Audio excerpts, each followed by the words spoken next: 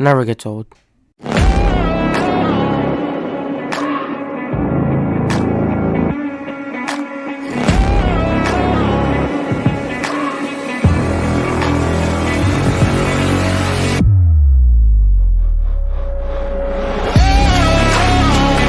After the Barbieheimer thing and watching Oppenheimer, I was excited, and as Mission Impossible is one of the best franchises in history, I went to watch Mission Impossible Dead Reckoning Part 1, and I didn't expect this movie to be as it was, and so that's what we're going to talk about. And to start off, it's walking into the movie theater, it's expecting, and I think that's where the movie excels, where it's not the traditional Mission Impossible movie. A Mission Impossible movie has a middle, beginning, and end, and it's one film, one entire story, and that's what makes it great. It feels like a thriller packed with action, with incredible character-driven story. But this one felt different because they're setting up for the end of the series. Because Dead Reckoning Part 2, which has stopped production right now, but is going to be the last movie in the franchise. And so to go and watch this movie, it's different, but it's so great in the way where the movie feels as a whole as a standalone movie. It doesn't feel like the way Spider Verse felt watching it, where there's nothing wrong with Spider Verse, but the ending of Spider Verse was like this cliffhanger ending because they had both stories split.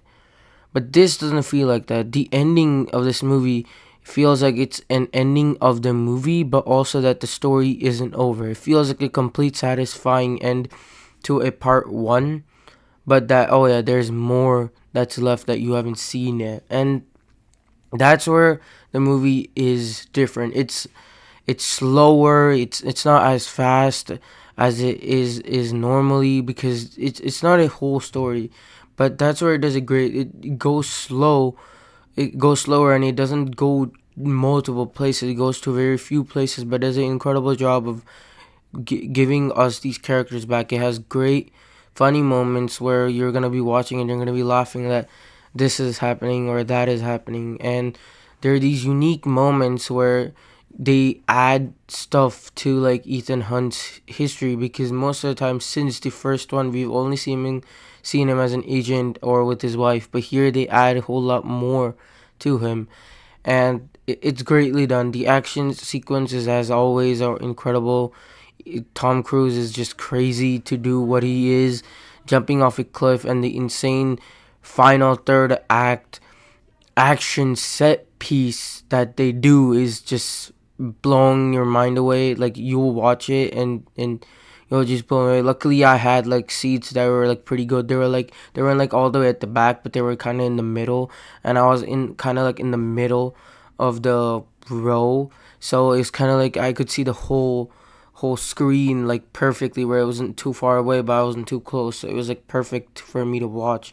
And despite the fact that Barbieheimer kind of took over this movie is managed to do great. Is doing not Mission Impossible standards, but still I think it will be a hit. But to to watch this movie, you have to understand that every moment in this movie is incredible, but it's so unique. We're living in a world where these franchises are so huge, but many of them are underperforming. Just this year, look at Dial of Destiny, for example, and that many times people are getting complacent and they aren't working hard. But like the way Christopher McQuarrie and Tom Cruise have done here is that they're not getting complacent, but in fact they are changing things up, because the entity, what this is about, is such an incredible but horrifying concept for today's world, because something like that could be created, and it's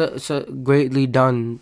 And to go watch the movie is a lot more darker, a lot more serious, as slower moments, but it makes it work in a way where you see that the, that this is like the arc, like the final arc of the entire franchise, and you kind of see it. Now, there are incredible action moments, like when he's with Grace Haley Atwell in Italy, and he does this great car chase scene, and it's so brilliantly done. It's got funny moments, hilarious moments, but the action, the way it's shot, and the camera work in usual is incredible because Christopher McQuarrie keeps the camera moving at this way where it's kind of like out of shadows. This is coming, this is happening, and you don't see that coming, and it's kind of weird and it's interesting.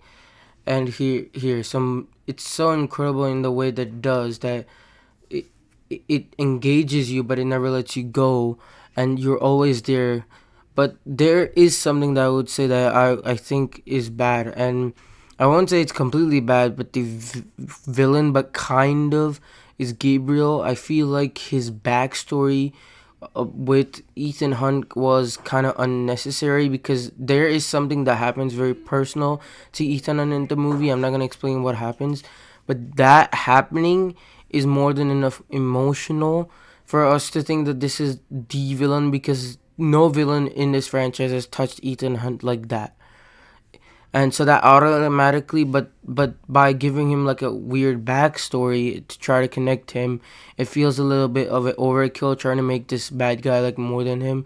And the actor's performance isn't bad, but I wouldn't say that he is like top three villain, because they're trying kind of too hard to do what they are doing in the movie. And I would say that at one specific point where he loses something, or like at this fight on a with like Gabriel does something to him and he loses something very important. I won't reveal what, but that thing you could kind of see it. Like once you watch the movie, you understand. But that there's some tropes that are used, and you're like, that's gonna happen because you've seen some of this stuff before. And there are some moments where a character does something that is very out of their thing, like a character who's evil does something weird, and you're like, the reason for this is why, like that's what makes you wonder, like, why do this.